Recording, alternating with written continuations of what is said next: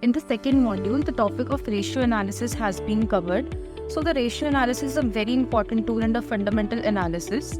It was basically made popular by Benjamin Graham, who is also known as the father of fundamental analysis.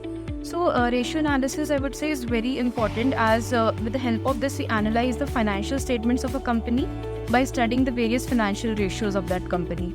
What we do is that we interpret the results and then we can make the comparisons with the previous year results, and we can also make the comparisons with the results of other companies in the same industry.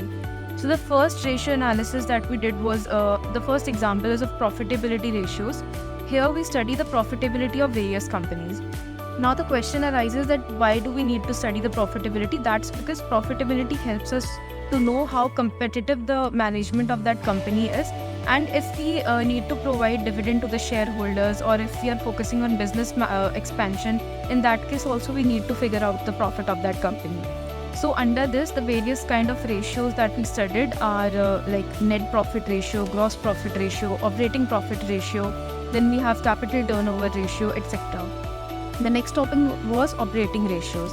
These are also known as activity ratios, and they basically tells us the efficiency with which the management of the company is able to convert the assets into the revenue. These are also known as management ratios, and that is because it tells us how efficient the management of that company is. Various types of operating ratios that we discussed in the second module were like fixed asset capital ratio. It was fixed asset operating ratio, and then we had working capital turnover ratio, we had inventory turnover ratio, and then there was inventory number of days ratio, etc.